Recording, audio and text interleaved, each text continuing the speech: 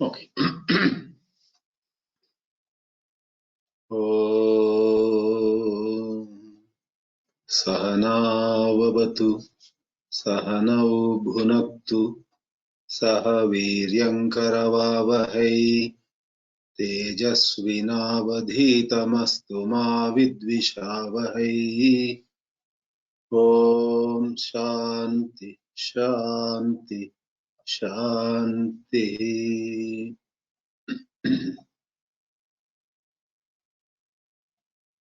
Welcome to this session of the webinar series under Fawai Forum. And in this session, we have a topic of interest to everyone, I suppose. For who on this earth is free from insecurity? Even small children are insecure in their own ways. When their mother or father or some elders at home are seen to pay more attention to another child, this child may feel insecure. This child may feel, what is my place now here? If my mother is more caring, as it seems, towards this other child. Thus, from childhood till our last breath in human life, we suffer from some insecurity or the other. Of course, generally we refer to some heightened forms of insecurity with regard to some people, saying he has some insecurity, she is having this insecurity. While the truth is, all have some form of insecurity or the other, but these particular people to whom we may make some reference at times may be reflecting a particular kind of insecurity in a heightened way in a particular scenario. The family or the company or the organization is going through some hard time, and this person is pretty much responsible for it. And in that behavioral pattern where this particular person, lady or man, is contributing to the crisis in the organization, we find that there is a certain insecurity that has come to express itself. It doesn't mean that others don't have their own kinds of insecurity. Somebody at workplace may apparently be free of insecurity, but may have a lot of insecurity at home in his or her relationship with his or her spouse, or with a son or a daughter, and so on. Therefore, we must see things from a broader angle of view and look at life as a whole. Just do not say, oh, here is someone who is so fearless. This person is fearless in a particular domain. If you see his entire life, if you see other compartments or other departments of his life, you will be shocked how he too has some insecurity of a different kind. Therefore, it is that we have titled this session's webinar as Insecurity in Human Life. And many a time, as the synopsis also made it clear, we are not aware of our insecurity. You may wonder, what do you mean? I have fear and I don't know my fear?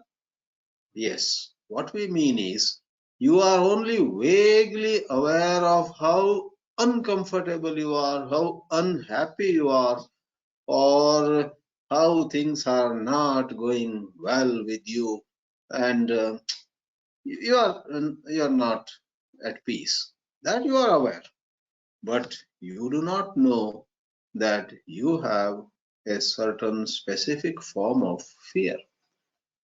Very many times you may be saying, I am very unhappy because this person is not behaving properly, that lady is not treating me well, and so on.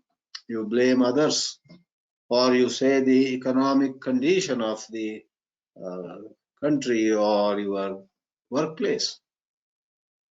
You blame it on your health, but it requires some amount of scratching the surface to find out that while it is true that there are economic problems, there are health problems, there are relationship problems, it is true. But anybody and everybody in the same kind of situation will not have the same amount of panic as you have, which means you are contributing, you have a share of your own in making the scenario what it is. Therefore, we scratch the surface and go a bit deeper. If you had read the synopsis that went before this webinar, you also find another statement which might raise some eyebrows. I have said there that even when you recognize that you have a certain insecurity, you do not really know why or from what factor it is arising, because you only know that you are afraid of losing money, for example. But then I would say once more that there are people who are afraid to a lesser extent when the prospect of losing even more money stares them in their face. So for the same outer problem of losing money, A and B are not equally uncomfortable. Therefore, even when you know to a certain extent what the cause of your insecurity is, you do not know quite well what the hidden factors are. For example, in this scenario, you are likely to lose some huge amount of money, and if you scratch the surface, you will see that losing money would imply loss of prestige, loss of regard, maybe in the town, maybe your own spouse, husband or wife, would no more respect you as much as he or she did before. And there is the insecurity about losing that respect, that regard. As we sometimes say to our friends, what will people say? So we are concerned with our image in the eyes of people.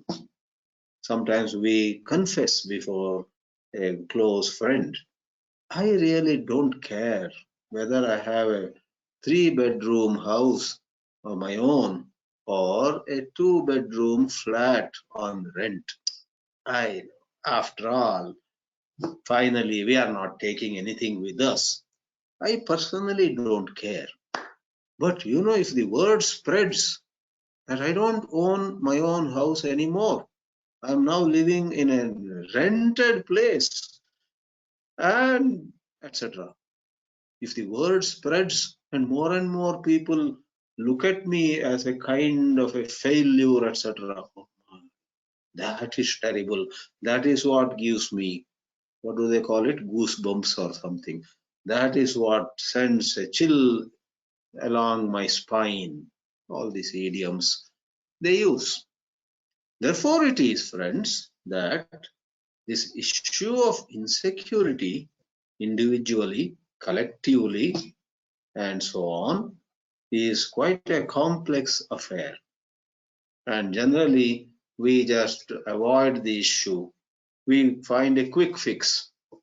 We find something that temporarily gives us some kind of relief, like some painkiller, while the root cause of the disease may remain untreated. Therefore, we shall examine now, partly in a simple lay fashion and then in a philosophical style. At this point, let me see whether I can open a couple of slides for you. Here we have, let me see, share the screen. Yeah. Are you able to see the screen now? Amiji, you have No. earlier it was there, now it is not there. Oh. Now it is there. No? Yes, yes, now it is okay. Oh, okay. So we have this theme, insecurity in human life. And we also have added a second line in the title. It is a problem with 100 faces. My brief introduction has already touched upon the many faces, many facets of insecurity in human life.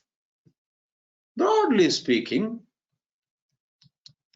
okay. Why is it not going to next slide? Let me see.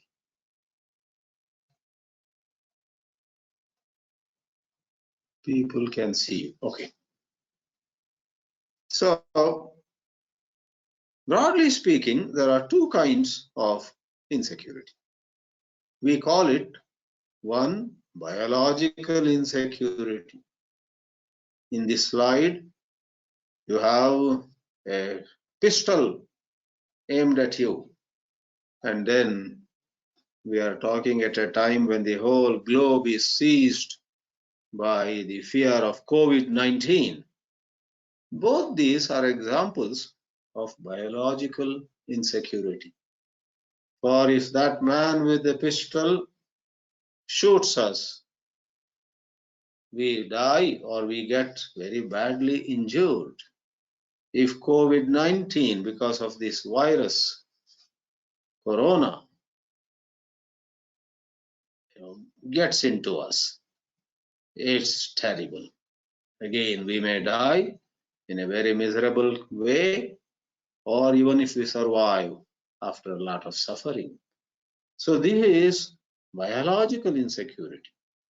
But then in spiritual discussions, we generally are more concerned with psychological insecurity. Let me hasten to add, spirituality never shuts its eyes to biological insecurity. Whenever there is a fear, there's a snake around your house, or some leopards have come to the neighborhood, or there is a daku, there is a robber, there is someone, dangerous person, and so on. Spirituality, of course, says, watch out, be careful. And true spirituality completely agrees with us when we say we need to be careful. Therefore, all the measures that you may take, you and I may take about corona, about safety from COVID-19 are fully endorsed by spirituality. I may extend the statement even to say spirituality in that sense is not opposed to science. Common sense, science, economics, political science, history, and countless other subjects can shake hands with spirituality. But why is it that we say spirituality is more concerned with psychological insecurity? Because if we look at life, This biological insecurity here and there rises and it ends. That biological insecurity is generally not part of our life all the time. Most of us, in fact, are pretty much okay. Thank God we have been fortunate to be able to make our two ends meet. Most of our needs are pretty much fulfilled, and we have a high degree of security. Here and there, something may come up. But the psychological insecurity is all the time present in our life. And what is more, it is deeper also. It is on a deeper level. And many a time, the psychological insecurity adds to the power and force of biological insecurity. And it doesn't work the other way around. Biological insecurity doesn't add to psychological insecurity. Psychological insecurity can compound the fear that you and I have about being injured or being killed and so on. So what is psychological insecurity? It is all about the psychological constructions of self-importance. We carry an idea, I'm important, and somebody challenges it, and that embarrasses us. We think we are very lovable, and somebody does not show love to us. As one of these pictures shows here, psychology says, you are not afraid to love, you are afraid of not being loved back. Swami Chinmayananji, in one of his lectures, said, I had the opportunity to hear him long back, and that time it was a bit new to me, the expression he used. In some context, he said, you are afraid of there being no reciprocation of love. In those days, I knew reciprocation, reciprocal, etc., more in maths or science. Reciprocation of love, what is this? So first time. Thereafter, I saw how true it is, day in and day out. Reciprocation. You respect somebody, she may not respect you. You love somebody, he may not love you. You send greetings on his birthday, first person to do, and he completely forgets. And next day when you say, did you forget my birthday? He says, what birthday, whose birthday, which birthday? And that is called adding insult to injury, right? So it is about the fear of being insulted. Psychological insecurity is the fear of being not loved, not respected, fear of being insulted. You want to go to a gathering and you get a fear that you may not be given attention. Your basic needs will be fulfilled, but people are not paying attention. Even just not paying attention can hurt. Now, what can be worse is they even say some rude word. They say something which hurts your image. And to make it even worse, they may make an uncomplimentary comment about you, before you, in front of others, in the presence of others. Now, what is psychological insecurity? Before even you go to that get together or that meeting, your heart rises, beats fast, saying, I hope once more, I hope that person would not insult me, and so on. Therefore, both omission and commission, they may not give you the regard that you expect, omission, and they may insult you, commission, and you are afraid. So, in spirituality, we continuously talk about how we need to overcome this. In fact, you envy somebody, maybe for his wealth. If you get close to him, he is envying somebody who has more wealth. You from a distance say, wow, that person has so much money. Nothing is a problem. He just can buy anything under the sun. At the drop of a hat, he can buy things. Long back I had heard, I suddenly remember, Amitabh and Jaya, I think, were in Los Angeles, and they went to some shop long back, and to buy some dress or so. I don't know whether it is fully true, but this was reported in some magazine or somewhere. And Amitabh, selected a few, but then casually asked the shopkeeper, how much does it cost if I want to buy all these dress that you have? And the shopkeeper over there in California gave some figure. And our big B of Mumbai, I was told, bought all of it. I don't know how he carried it and what he did with all that clothes. That is his problem. So we don't have to go to US or UK. I have read or heard about cases in our own Mumbai, some diamond merchants and so on.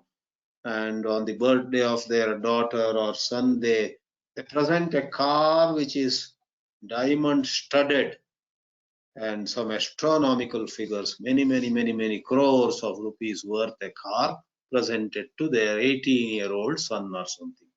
So we may think, oh, do they have any problem at all? But they will have a problem on another level. I am bringing this up because it's not just wealth. You and I, suppose, have a postgraduate degree. In a certain circle, we are respected. Oh, he is an MD and he has got an MSc or he has got a PhD in zoology from that famous university. You feel good. But somewhere else, you meet somebody, or there are many of them who are far more educated, who are faculty in some very reputed university in the world, and so on, who have published so many papers, all that. Then your heart shrinks. Oh, I am nowhere.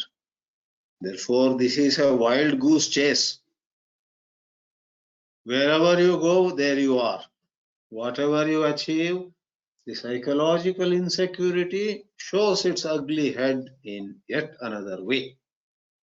Therefore, psychological insecurity has to be tackled at its root cause.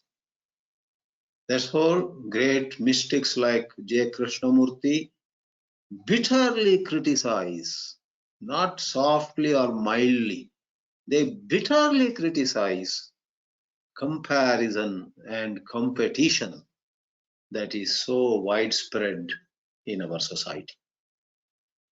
To understand why comparison is criticized, competition is criticized, because we are told, be ambitious, be competitive, get ahead of others. Come on, show who you are, blah, blah. We are told that is how we have been trained generally. But the ugly side of that rat race is, as someone joked, everybody must be knowing this. The problem with the rat race is even the winner is a rat. Even the winner is a rat. So, rat idiomatically, we have nothing against rats. Please don't look at this as a statement which is contemptuous of certain animals and so on. We have great regard and reverence for rats also. After all, a rat or a mouse is Ganesha's vehicle.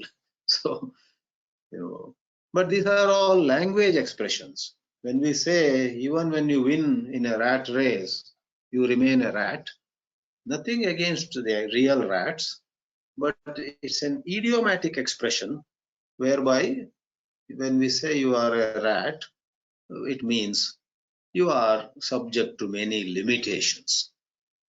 So it requires tremendous insightfulness to see how this idea, I must shine, I must be in the forefront, I must be talked about more than other people, etc. That is a big problem in human psychology. Therefore, there's a fine distinction that these great thinkers and mystics make. You desire to excel. You desire to bring your life to order. You want to live in harmony. These are spiritually all right. But the moment you say, I don't care for order or discipline or beauty, but I want to be more successful than that guy, that is of a different smell. There's a foul smell there. So, comparison, competition, ambition, wanting to become somebody, wanting to send a message to people who we are, etc., need to be examined. Therefore, psychological insecurity is a big issue. So now we go to a little philosophical outlook. Why do we have psychological insecurity? You know, Bhagavad Gita has this line. While describing Sthita Prajna, Sri Krishna says, in the very second shloka among those 18 which come at the end of chapter 2, Vita Raga Bhaya Krodha Sthita Dhir Muniruchyate. If someone has true steady wisdom, then that person, lady or man, is free of, Vita means free of, is free of raga, attachment, bhaya, fear. We are carrying fear and insecurity more or less together. In this expression, Vita Raga Bhaya Krodha, there is a logical connection between the three words Raga, Bhaya and Krodha. Let's not go to Krodha, anger.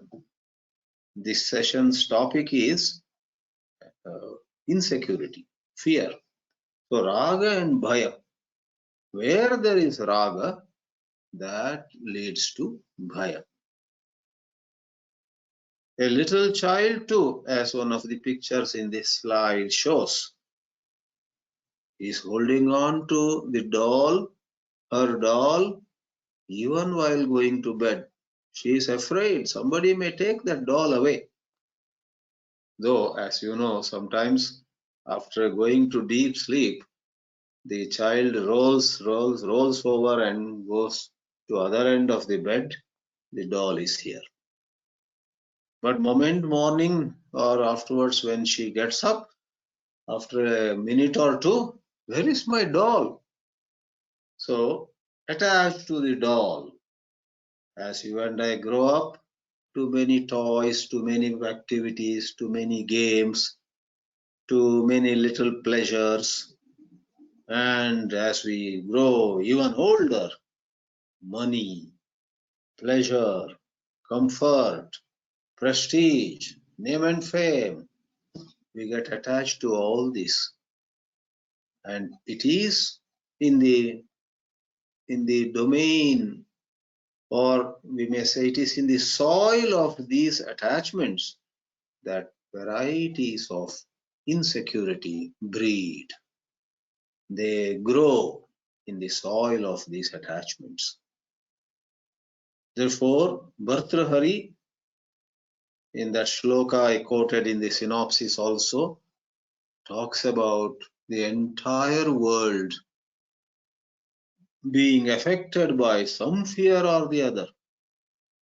And he gives maybe some 15 or 20 various factors in Bhartrihari's Vairāgya-Shatakam. Bhoge roga bhayam, kule chuti bhayam, vitte nrupalad bhayam, mane dainya bhayam, bale ripu bhayam, Rupe jaraya bhayam, shastre vadi bhayam, gune khala bhayam, kaye kritantad bhayam, sarvam vastu bhayanvitam, bhuvi nrinam vairagyameva abhayam. Yeah, some 9 he gives. 9 cases. If you have a lot of money, then you are afraid some new taxes may come, or thieves and so on, and you are tempted to enjoy something. There is a fear of some disease, some ailment. You are having high blood pressure and some very salty stuff, but doctors have told you don't take too much salt. Or your dentist has said to you, be careful, and you feel like eating a lot of sweets, and then you feel lazy, you don't clean the teeth properly, and so on. So, bhoge roga bhayam. If you have the pride, I am from a very reputed family. There is a fear of that reputation, going down.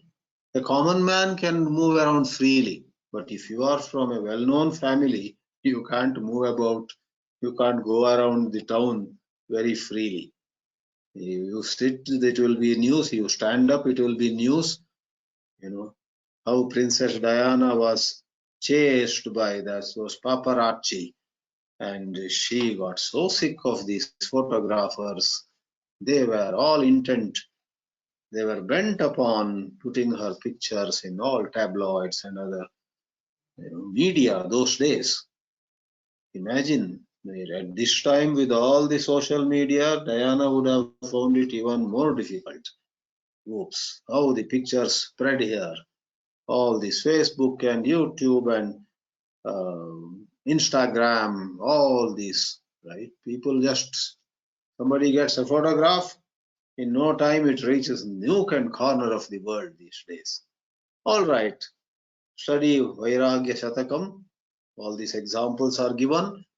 Just to quote one more, Shastre Vadi Bhayam. Even as you are proud that you know scriptures or some books very well, there is a fear of somebody else knowing even better, and in some context defeating you in an argument.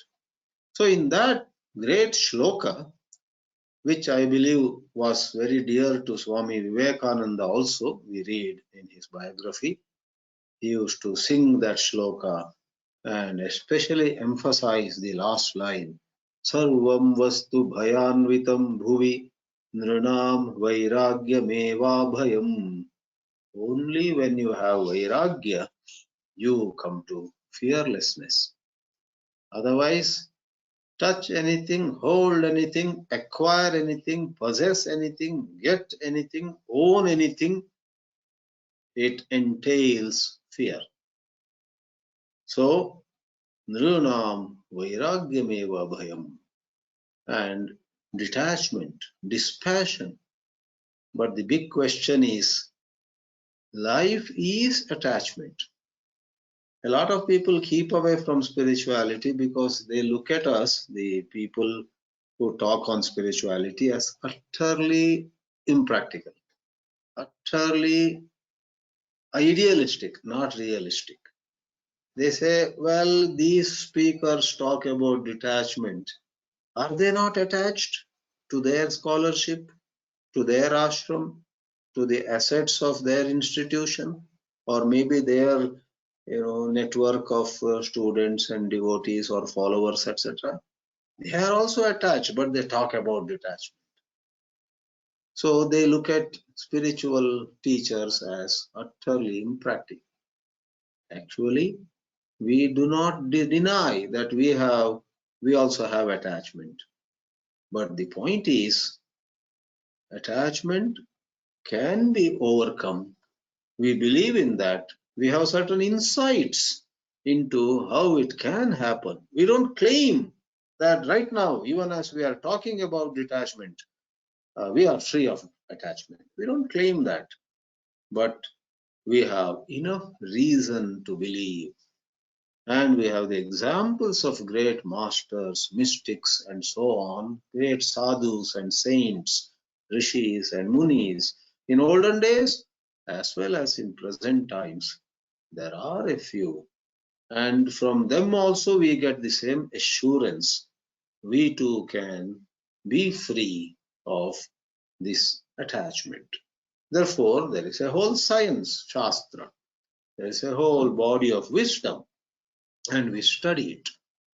Thus, detachment is not proposed here as something you just say, okay, tomorrow onwards I am going to be detached. No, no, that is impossible.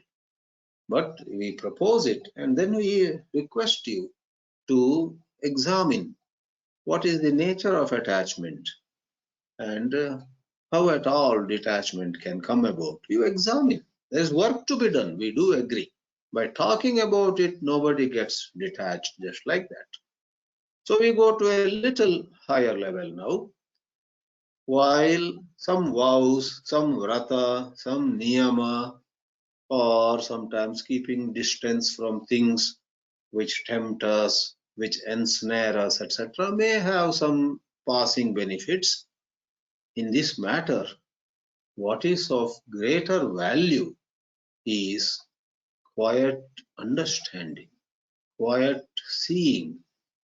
Everybody himself or herself has to see the falsity of his attachment.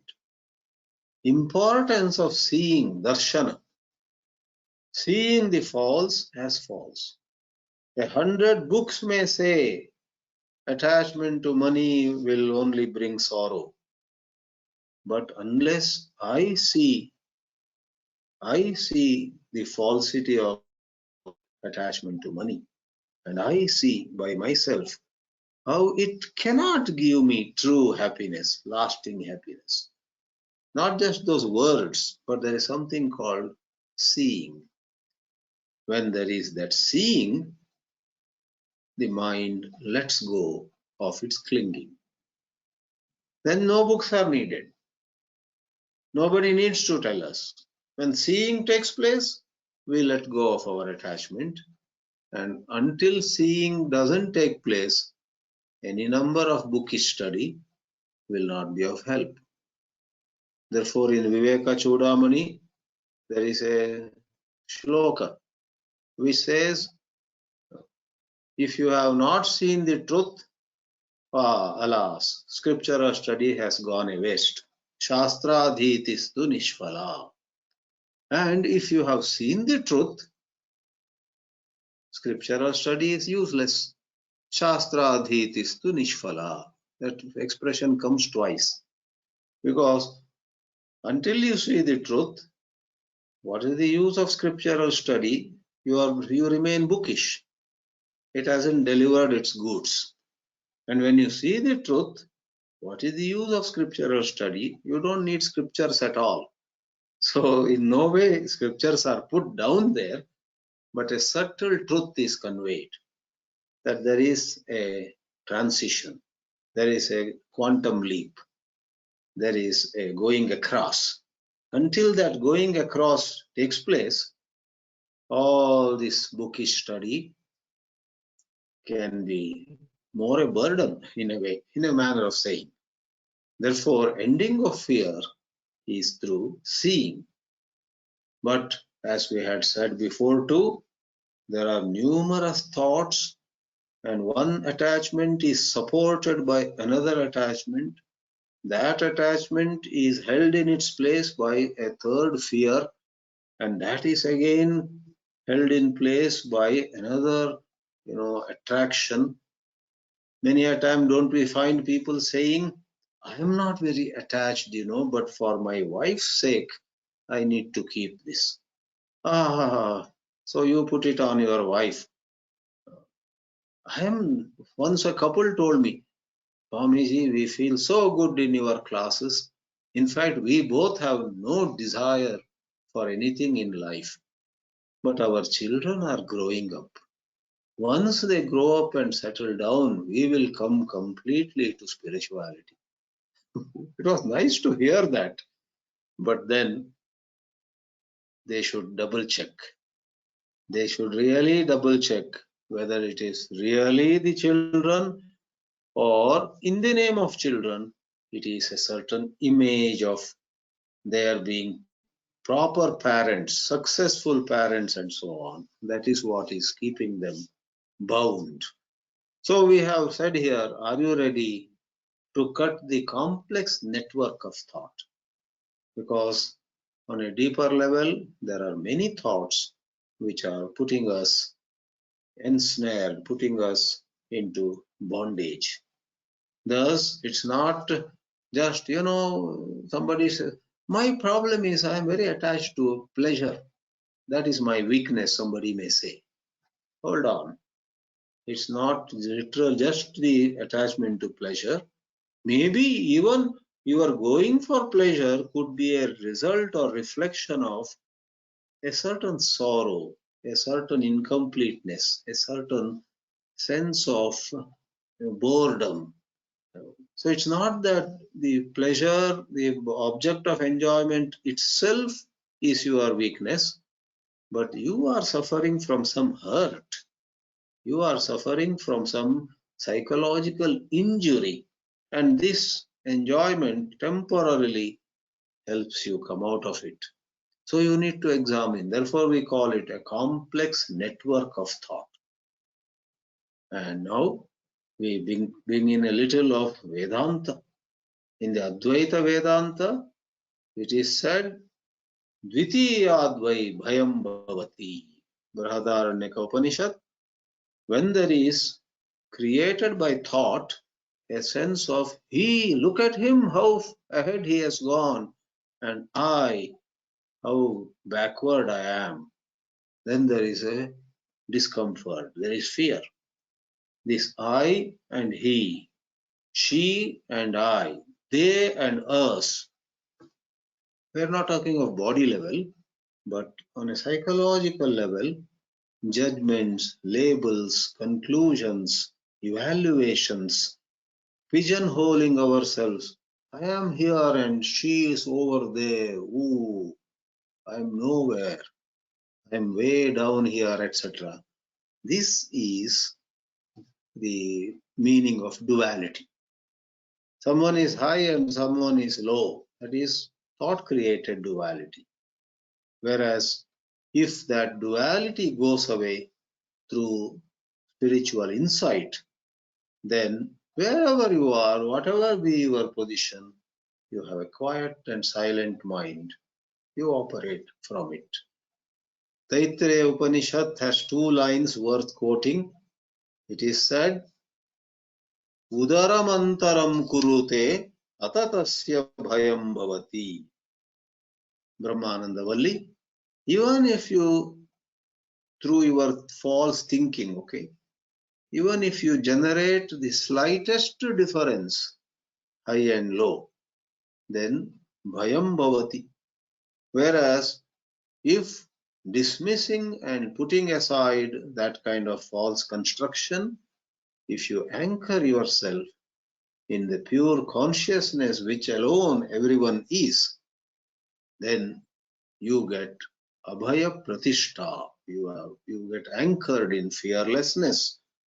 Yada he vaisha etasmin adrishye anatme anirukte anilayane abhayam pratishtam vindate atasaha abhayam gato bhavati. These are two statements in the same portion, 2.7 of the Taittiriya Upanishad. Therefore, friends, before I go to the last slide, I wish to say that insecurity doesn't go so easily. Of course, temporarily, yes. Somebody is feeling miserable with financial problem, and let us say, unexpectedly, some gift comes his way, and he feels relieved. That is all temporary relief. But deep inside, one is freed from all insecurity when one is freed from the little self itself. Therefore, the last slide throws some light from the angle of view of self-inquiry. Maharshi Ramana would say, when you take to him the problem of insecurity, who has insecurity? And you say, I. Find out, who am I? What is this I?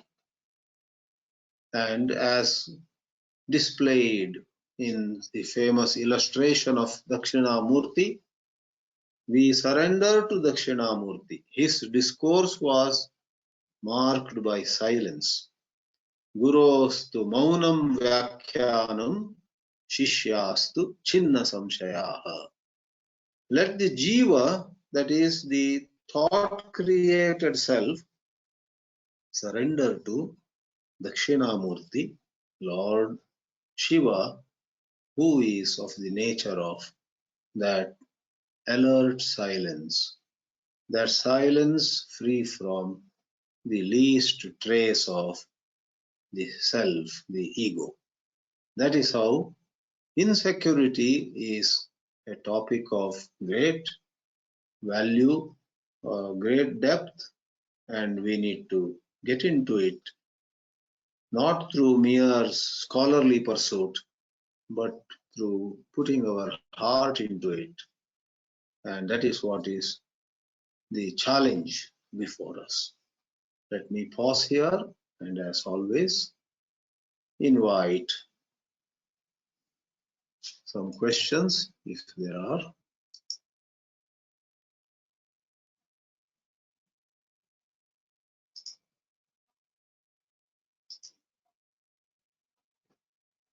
Let's see.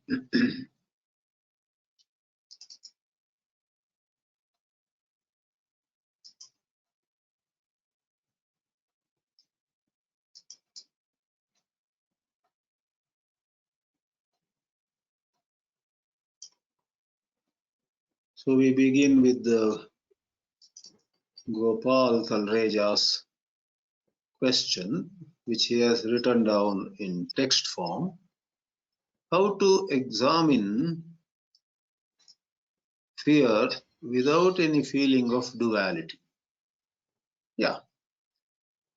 So you begin examining, and as you examine, you will notice thought creating duality.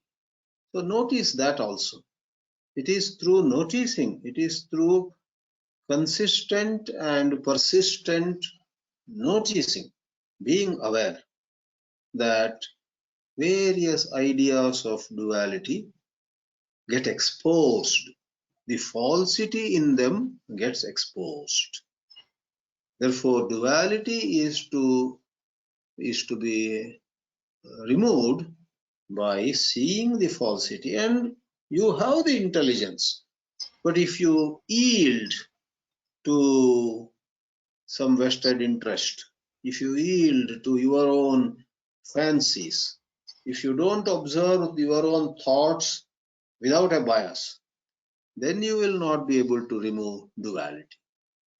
That is how you need to go for what is a true unbiased observation. Then we have a comment perhaps and a question too by Annapurna Pandey. Swamiji, very illuminating talk. Thank you for your wisdom. You mentioned that children also have insecurities. From what age does one develop insecurity? What could be the explanation for it? Thank you. I guess even when the child is a few months old, not continuously, but here and there, the child has the capacity to observe, notice, maybe at that level, when the child is a few months old, the observation is more on the plane of senses, the hug or somebody holding. So it's able to sense, this is my mother. I know this sensation. Somebody else holds, or the mother holds and quickly gives the child away to somebody else. So that much intelligence. So what is the difference between a little child and a grown-up child and an adult is the extent to more and more extent there is recognizing the loss or gain. When we have no understanding at all of how the society works, somebody comes and says, your father, did not win the election. I am a 6-year-old child. I won't understand what is winning election, what is losing election. Whereas if I am in high school, to know that my father who contested an election lost it gives, because I have knowledge to process that input. Therefore, my answer to the first part is, I guess even at the age of a few months, the child's intelligence is able to recognize where the me is honored and where the me is neglected and so on. And the explanation for it is Purva Sanskara. We believe the soul has carried forward impressions. Then the soul does have intelligence. Nowadays, once in a while, you get some WhatsApp video where even a 2-year-old child is following some classical raga of music, raga of classical music. And some of us, even in our 60s or 70s, cannot distinguish the ragas. But this 2-year-old child is able to do. In previous life, the child must have been quite advanced in music. Therefore, while the physical body and the brain are new, what has occupied that apparatus is not new. It's old soul. We have a question by Sachin Dev. Today one is attached to social media like Facebook, Twitter, YouTube and so on.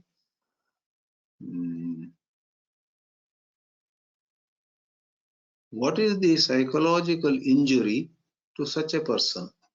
Oh, any addiction, causes a lot of psychological injury. Because let's say in olden days it was some maybe just food, a lot of coffee and tea, or some other maybe gambling, this, that. Now you have all this electronic media, internet and so on. But qualitatively it is the same thing. The more our mind gets attached, more mechanical it becomes. When it becomes mechanical, it is less available for something new, for creative work, for understanding a new situation, because energies of the mind have been as though trapped in some particular engagements. Just as if somebody were to be very attached to some eatable and morning breakfast, he was hoping to get it, but he didn't get it. Then he goes and let's say is writing an examination. There's a high likelihood, though our mind is very interesting, it has great capacity to move from one to other. But there's a high likelihood that this person who missed a delicious breakfast is unable to focus on the question paper.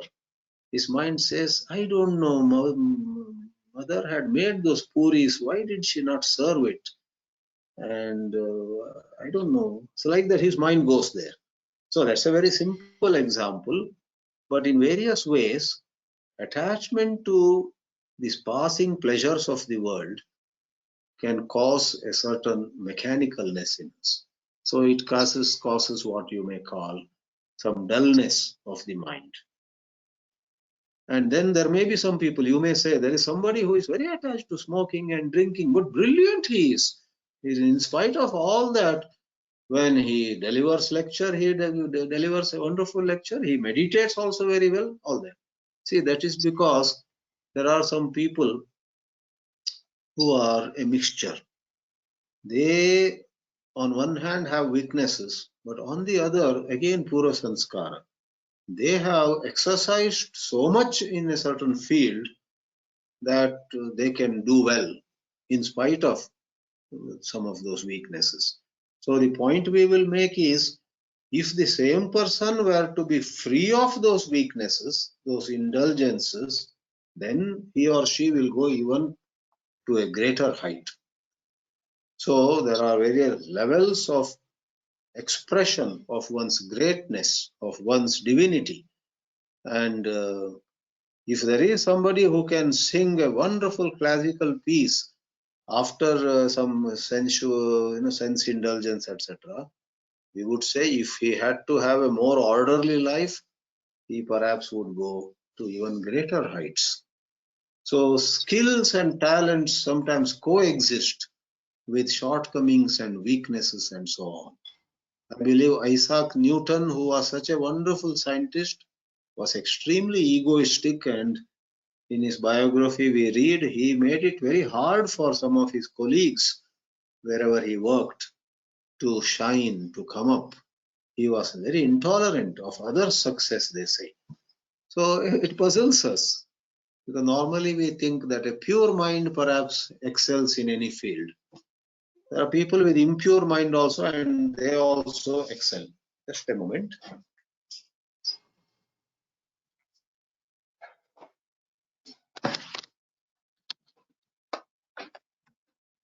Yeah.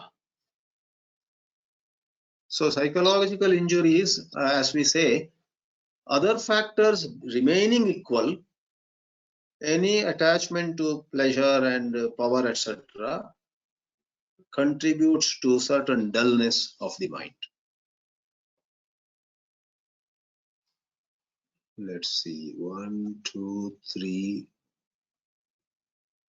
3 questions are over, and I wonder whether anyone has. Swamiji, Krishji Krish has raised his. Who? Krishji has, correct. Yeah, Krish. Let's listen to Radha Krishna Chilupuri. Namaskar, Swamiji. Hari Om. Namaste. Hari Om. I just want to share a memory and then lead into a question. You mentioned in your talk two things that struck very strongly with me and reminded me of something of Swami Chinmayananda. One thing you mentioned more in answer to the question is all of us are a mixture that very much came close to our heart. We have weaknesses as well as strengths.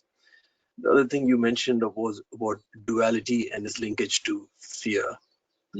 So, and just brought a strong memory back. So I thought I'd like to share it and then lead to a question.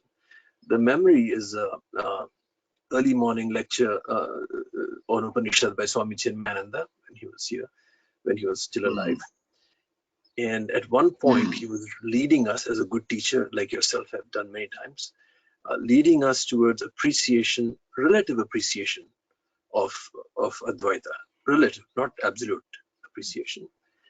And the comment he made, because it was a very intense and quiet morning, the comment he made was, in his own style, he said, I can see Brahman in your eyes. That is, I consider that to be a blessing to the whole audience, number one.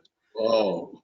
And second thing he said was that in these moments, thousands of your vasanas will get burnt away. Like, Bhaspasat Krite Papaha, like that. Thousands of your things will burn. So consider those to be blessings from him. Right. In your introduction, you emphasized two parts, bodily as well as psychological insecurity. And you spent more time on psychological insecurity. Yeah. But I seem to find that bodily insecurity is much, much more difficult to address from my experience. An ideal which all of us can aspire to is Swami Papa Ramdas. In his autobiography, he wrote that once he saw a snake crawled across his foot, he did not recoil. He simply said, "Oh Rama, you have come to visit me." That's what he said in his autobiography, in search of truth, in search of God, in that. So there's no bodily insecurity. But in our life, that's an ideal. We cannot be that. You can see if, for example, you're sitting outside in the garden in meditation and a mosquito comes to bite you, you can accept a mosquito biting. You don't want to slap it and kill it. You just accept it. Very, very minor acceptance. But when it comes to something serious, you cannot accept. For example, if, as you mentioned, I think Ramana Maharshi, you taught by you, but I did not read from originally, on the breathing, hold your breath 4 times longer than the intake or the exhale. That thing. At that time, if it's long enough, you have tremendous fear of loss of breath. And it is not your mind, it's your body that has the fear. So bodily insecurity is so strong, it overwhelms everything. It's not mind at all. It seems as if the body can think on its own. It's just so. Or if you're in a place where there are thousands of bugs biting you, like a river, near a river or something, in a hot day, you cannot bear it.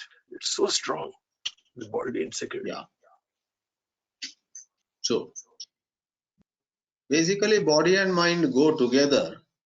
And in what you described as bodily insecurity, mind is, I guess, very much involved. Mind is involved on a regular basis over there, as though a certain part of the mind is always wedded to body security. Whereas in the case of this Papa Ramdas and so on, that routine investment in the body has been withdrawn because of their sadhana. What I mean by routine investment is, how you give an order to your bank every month, some amount be debited and transferred to somebody.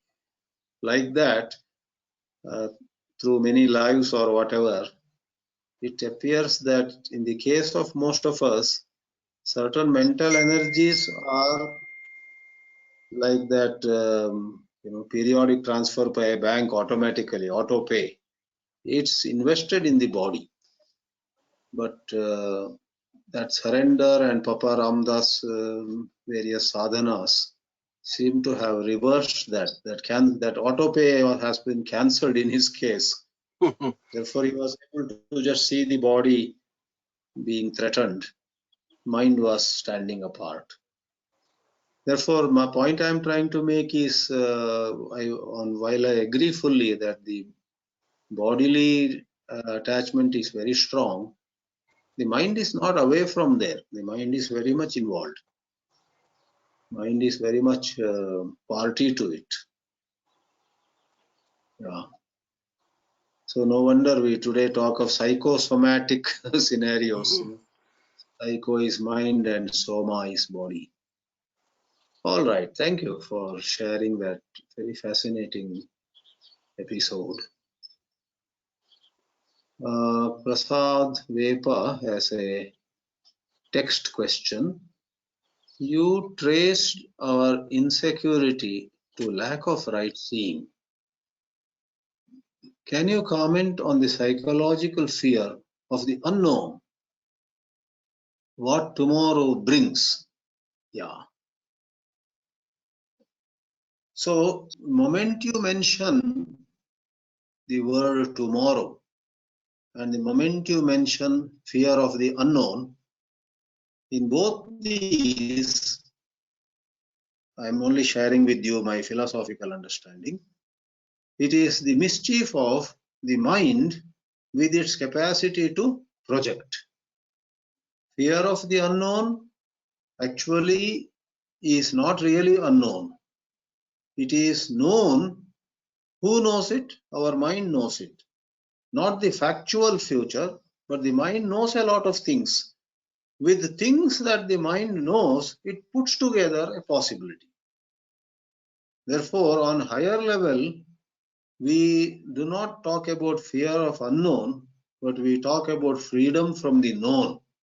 I don't know whether you are aware of a title of J. Krishnamurti.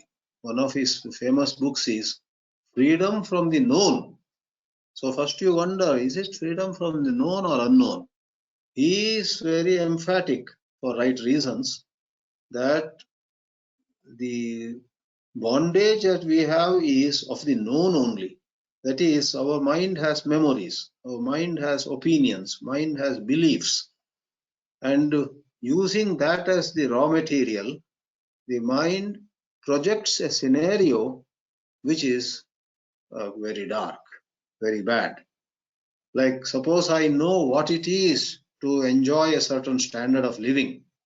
That is known. I know I have enjoyed it.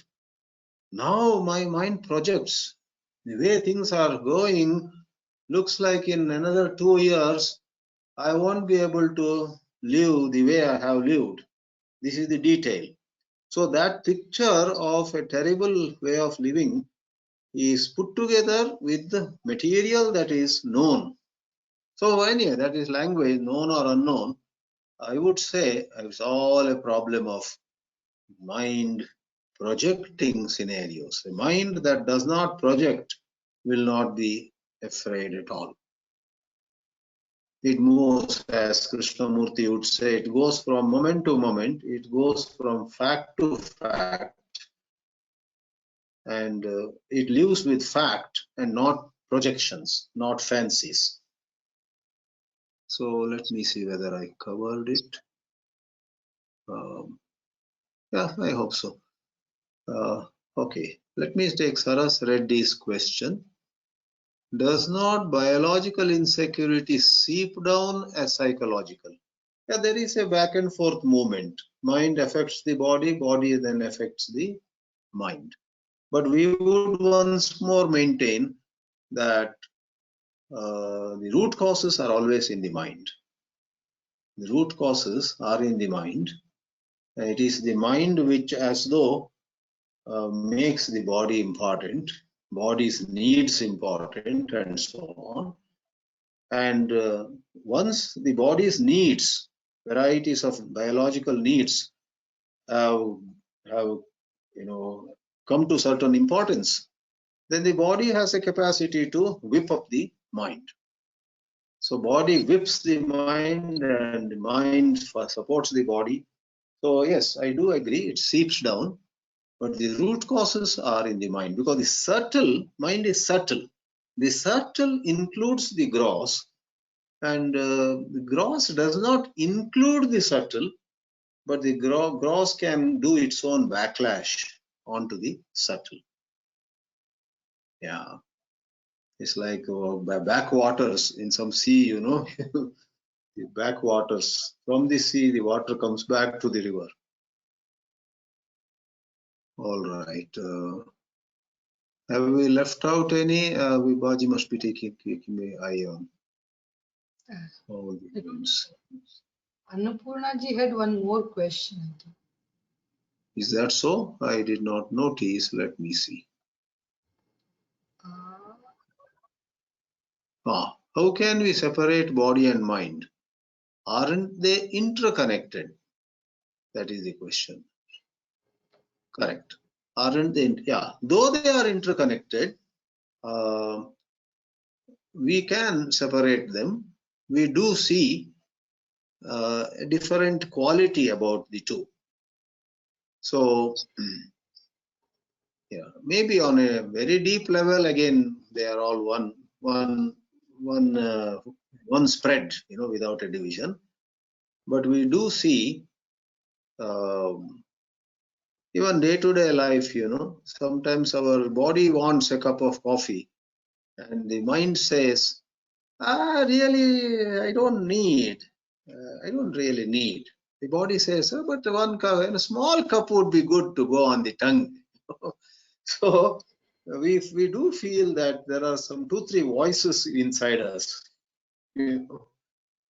Therefore, though they are interconnected, ultimately, whatever body is doing, it is able to do because at one time the mind had given generous support to it. Though today the mind is having a different position.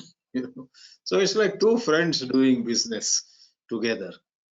At one time a friend, the partner A had strongly said, let's join hands with, let's get into this new business.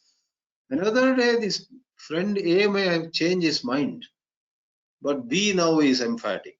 though he got the idea from A only. I hope my analogy is making sense.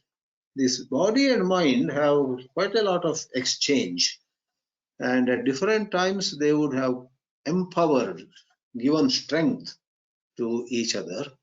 Though another times one of them may withdraw, the other one says, no, I want it. So it's like that. So we can distinguish. I think again Krishji has some questions. He has raised his hand. Oh, okay. With that, we will conclude.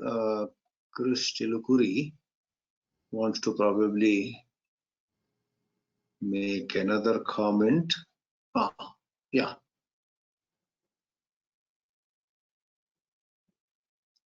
Oh, again it went off, microphone.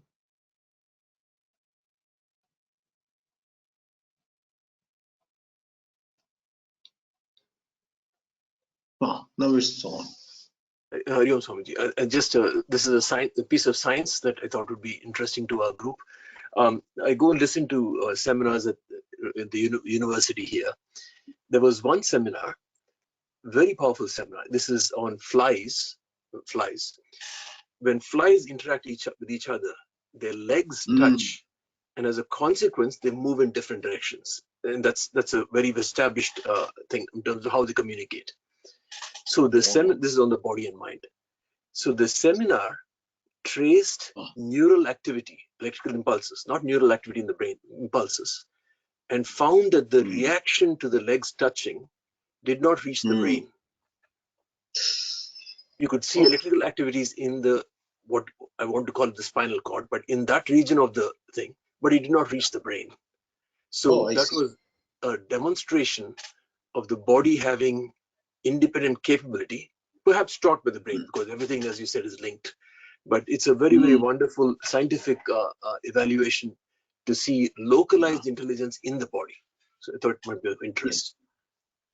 Yeah, very interesting, very fascinating. I did not know this, but one counterpoint to that is, from our philosophical perspective, we don't limit the mind to the brain only.